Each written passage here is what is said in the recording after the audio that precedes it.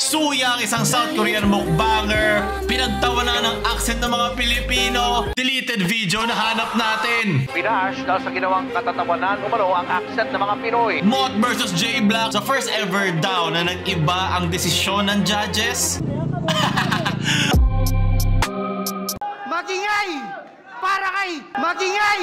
Ako pala si Marites para magandang ang balita kina sa mga Pilipino. So simulan na agad natin. Kamakailan naging issue ito na si Suyang na meron 9 million subscribers sa YouTube na naglabas na lalait daw siya ng accent ng mga Pilipino. Dinilita daw niya to at hinanap ko at nakukuha ko lang yung mga snippets o pinabilis na version. Kaya ngayon, ang gagawin natin mamaya-maya, isa-slow mo ko siya para maintindihan natin saan yung context. Noong una, nakita pa nga niya yung backlash sa video niya eh. Tapos pinalitan lang niya yung mismong title. Tapos pinalitan niya yung title, nakita niya mas lumala pa. Kasi syempre, di ba, pag may tinatago kang bagay, mas lalong hinahalungkat ng tao, mas lalong nakikita ng mga Pilipino, at doon pa lang niya dinilit yung video. So, ibig sabihin, no, hindi niya nakikita yung mali sa sinabi niya. Parang okay lang. Eh, di ba sabi ko kasi, kung may manlalait sa mga Pilipino, Pilipino lang. Ibang tao, sabi ko, puta, hindi mo kasi tinatapon na maayos yung basura. Bakit ka tumatawid? Bakit ka ganyan? Okay lang. Pero pag ibang tao nang lait sa kapwa ko Pilipino, di pwede yun. Puta ang nita ka din. So, tingin-tingin nga ako kay Suyang.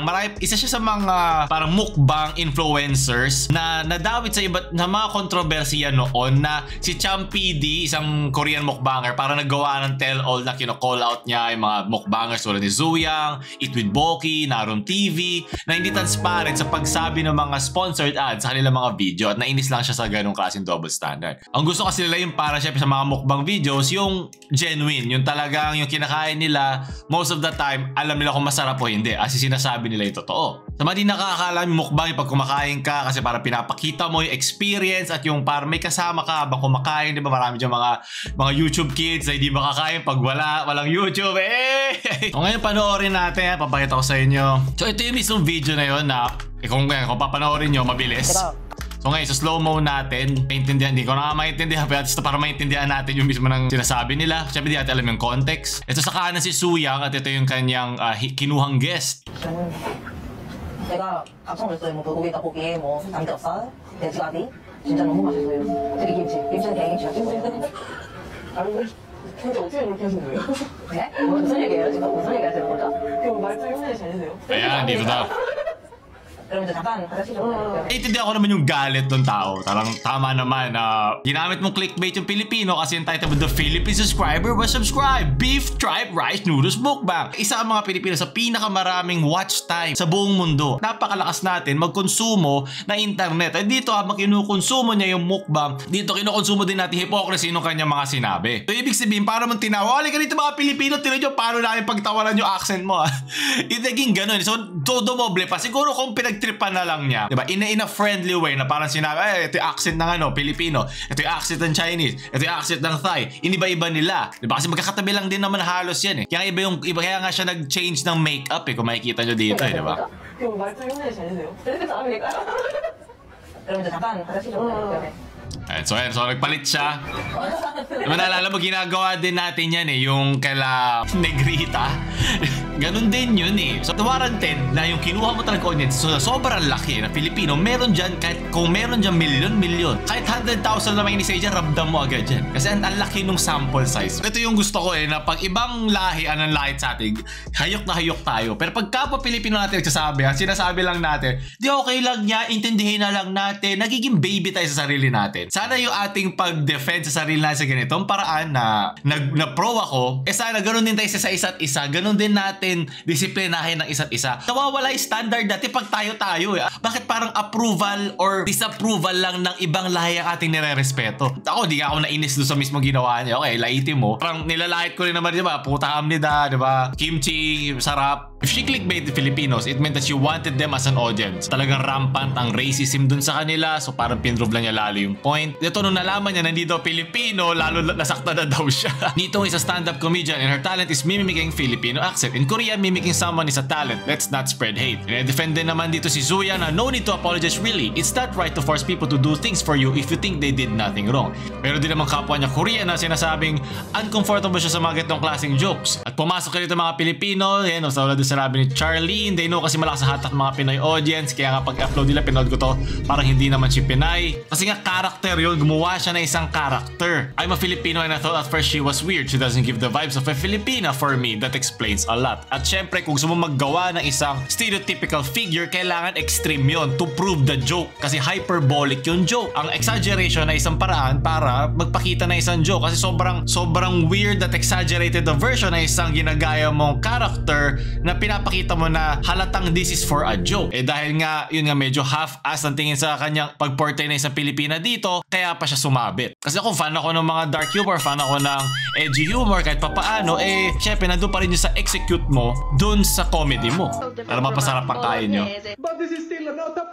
Here's the thing, we don't need your approval, and until you try it in front of us, you can't say shit. There's a rich history when it comes to Filipino spaghetti because it's a product of World War II. Tomatoes were not native to the kanina, Korean. Ito naman Italian. Philippines, just like how they weren't native to Italy. Just like how Americans brought over tomatoes to the Philippines, the Spanish were the ones that brought over tomatoes to Italy. Many of your tomato-based dishes were later creations of Italian culture. And for us Filipinos, Filipino spaghetti was a product of No, iba siya. Para iba yung ruta. Hindi siya parang pag ganito, tapos nag-iba. Iba siyang sabay. was the Filipino food technologist that created banana ketchup. In addition, she made the palayok, which is a clay pot oven that you could use without the use of electricity, which many... So here's the thing. When I was younger, I thought the same way. I thought that certain dishes could only be made by Filipinos and should only use Filipino type ingredients. Nag-iiba-iba ang pagkain. Ever adapting and ever evolving in this world. Therefore, recipes can change and new things can and should be created. Kasi hindi naman mawawala yun Gets mo ba? Pag gumawa ka ng bagong bagay sa isang ulam o isang traditional dish, yung traditional dish hindi na yung mawawala. Traditional na classic na yan. Habang buhay nandyan. Ngayon, kung may papalitan ka,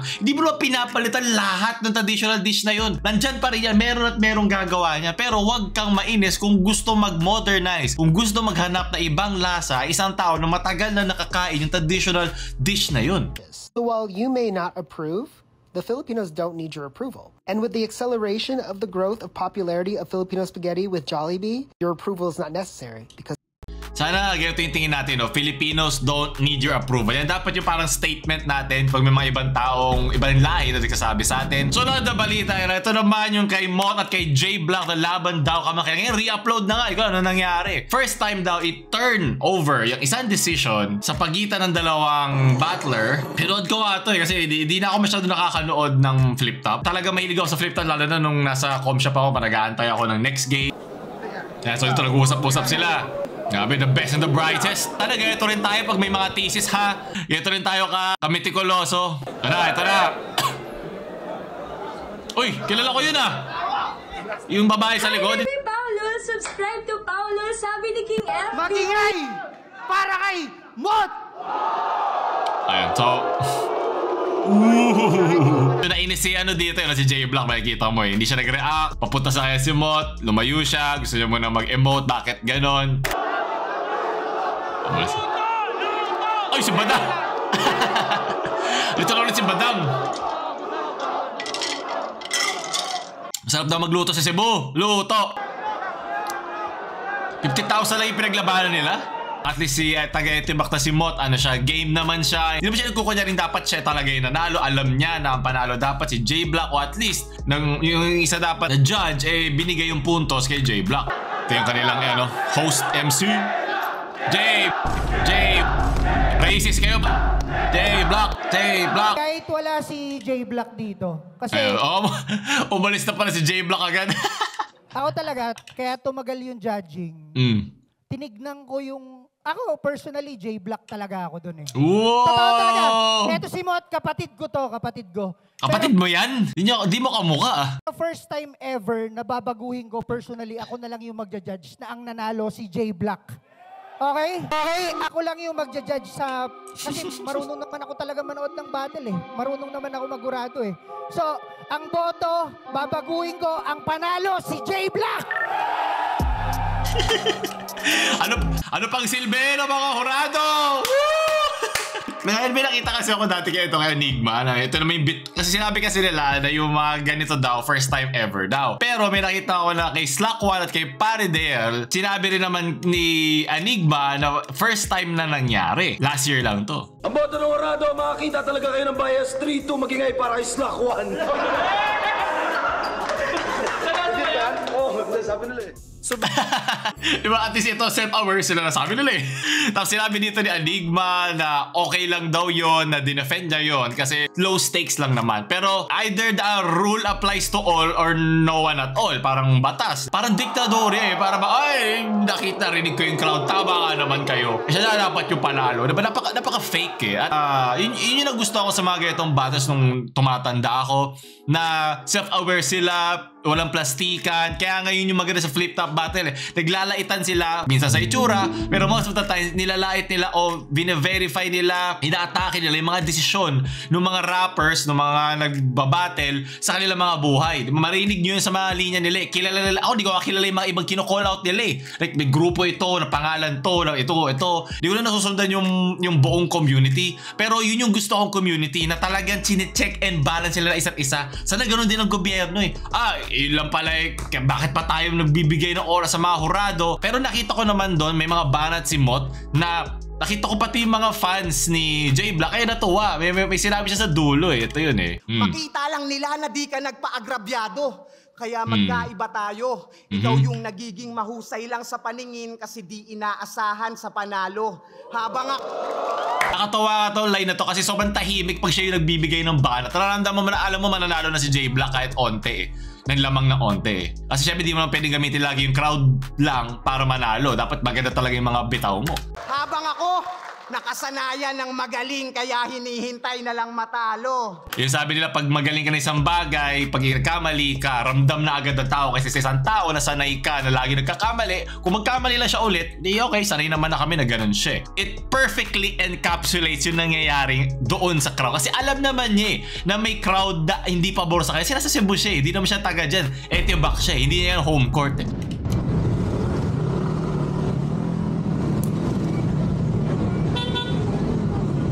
Ano to?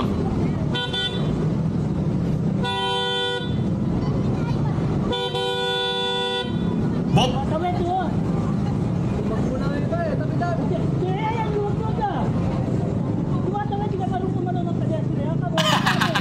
Oh!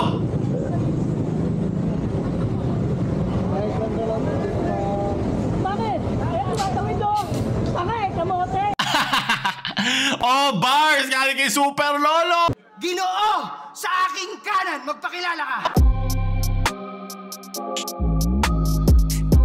Kalma na tayo, kalma na, okay. Laka ko nga eh, hindi kita magtumatawid dyan. Ayaw mo na, ayaw mo. Oo, sige, maraming kamote. Pabihan mo na. Kasi bike lane. Oo nga, ito naman. Mainit. Eh, kala sila marunong na maggago eh. Ayaw mo na, ayaw mo.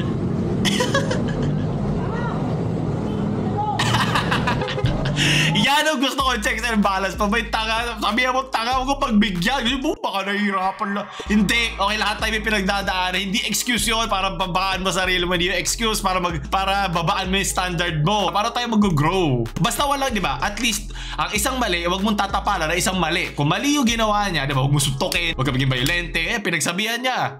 Sobra. Pero pinagsabihan niya. Kung kung buboto doon, 3-0 para kay Super Lolo, tsaka si Kamote Rider. Red tape pa! Red tapean mo pa! Pwede pa! Ingat tayo, ingat. Ingat tayo, o puso mo. Ang puso mo nasa lugar, pero wag mo masyadong pagurin, ha? Bars! Yan ang gusto ko. Naganap ng bata!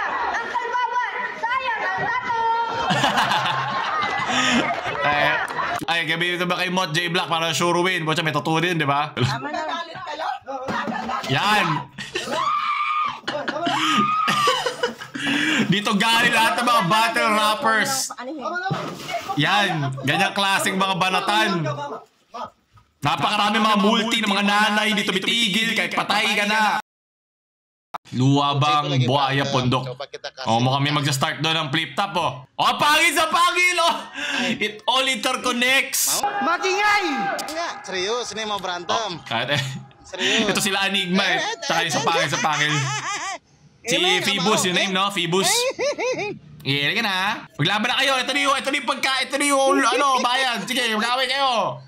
Wag nyo na isipin sino ba nalalo. Ini jangan berantem, percuma berantem. Bati na kayo. Subuhan nyo. Tuh, kulang ba? Bumalik ka kay Enigma. Sige. Tuh, so makan. Silakan. Enak makan udah. Pinoy ba to? Dialekto ba to ng Pinoy? Kasih sayo to. Kung may nakakaalam, paki-comment nga. Diba, parang babae lang pala. Di na galit pag nakakain na. Let's go.